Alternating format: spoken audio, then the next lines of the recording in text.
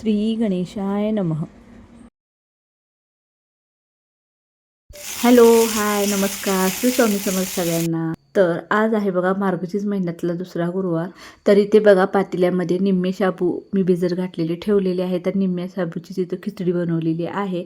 तर आमच्या इकडे याला शाबूच म्हणतात शक्यतो. शाबूची खिचडी वगैरे इतकं कोणी म्हणत बसत नाही, कारण आपण जे तांदळाची बनवतो त्याला खिचडी म्हणतात, तर इथं शाबूच म्हणतात. तर मी तर माझ्यासाठी शाबू बनवून घेतलेले आहे आणि ज्यांचा उपवास नाही त्यांच्यासाठी देखील स्वयंपाक बनवलेला आहे. तर बघा, चला आता पूजेची तयारी करूया.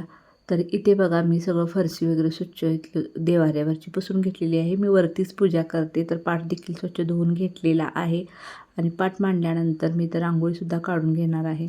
तर मला बघा इतकी काही छान रांगोळी वगैरे काढता येत नाही, पण जशी येते तशी मी काढते. तर इथे बघा ही अशी खूप सोपी पद्धत आहे, खूप वेळ देखील कमी लागतो. हे फक्त अशा पद्धतीचं मी नेहमी काढत असते. कधी कधी तर थोडी वेगळी काढते, पण शक्यतो ही अशीच काढते. आणि यामध्ये हळद आणि कुंकू टाकल्यानंतर तर खूपच छान दिसतं, त्यामुळे मला अशीच रांगोळी जास्त आवडते. तर बघा ही तांब्याची कळशी आहे, त्याला 8 बाजूला 8 हळदी कुंकवाची बोटी ओढून घ्यायची असतात. तर इथे मी हळदी कुंकू लावून घेते. त्यानंतर इथे बघा ब्लाऊज पीस अंथरून त्यावरती तांदळाची रास करून घेतलेली आहे आणि त्याच्यावरती ही आपली कळशी पाण्याने भरलेली ठेवलेली आहे.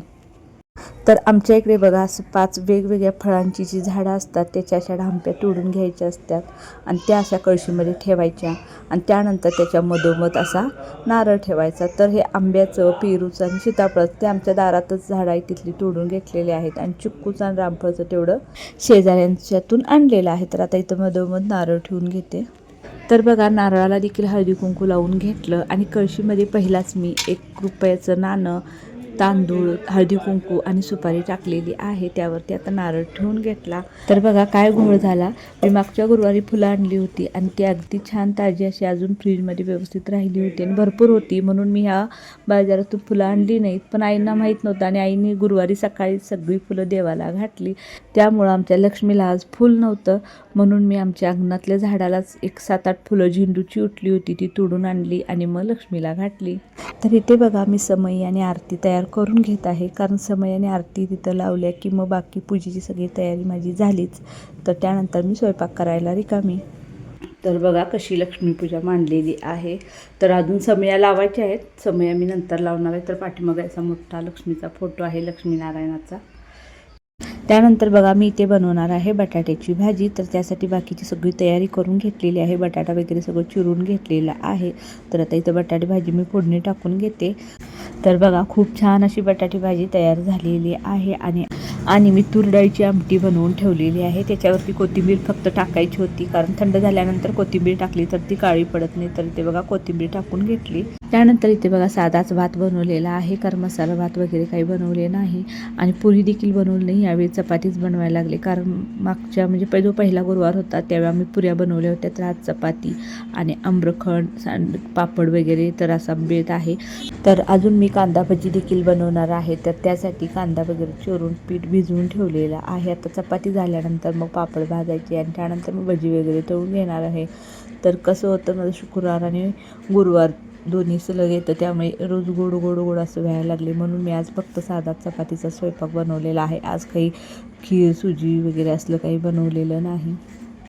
त्यानंतर इथं बघा हे कांदा भजीसाठी मी पीठ भिजवून ठेवलेलं आहे. पहिला पापड तळून घेते, त्यानंतर मग याच तेलामध्ये भजी करणार आहे.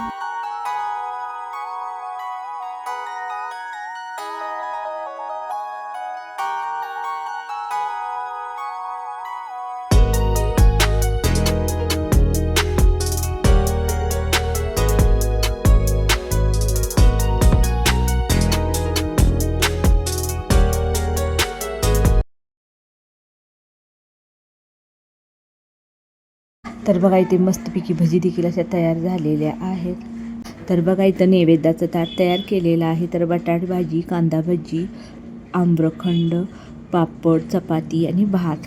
आणि हा साईडला बघा गाईसाठी नैवेद्य काढून ठेवलेला आहे. आता नैवेद्य तयार झालेला आहे. तर आता आरती समया वगैरे लावून घेते. त्यानंतर पूजेचं पुस्तक वगैरे वाचायचं, तोपर्यंत हे येतीलच, मग नंतर मग जेवायचं, कारण उशीर पण होतो पूजा वगैरे सगळं आवरूपर्यंत. तर बघा मी पूजेची मांडणी कशी केलेली आहे. तर बघा आणखीन यामध्ये काय राहिलं असेल, तुमच्याकडची पद्धत काय वेगळी असेल तर मला नक्की सांगा. हा अगदी छोटासाच व्हिडिओ बनवलेला आहे. तर पुन्हा भेटू पुढच्या व्हिडिओमध्ये. तर हा व्हिडिओ कसा वाटला मला नक्की कमेंट करून सांगा. आणि व्हिडिओ आवडला असेल तर लाईक, शेअर आणि सबस्क्राईब करायला देखील विसरू नका. तसेच हा व्हिडिओ पूर्ण पाहिल्याबद्दल तुमच्या मनापासून धन्यवाद. थँक्यू.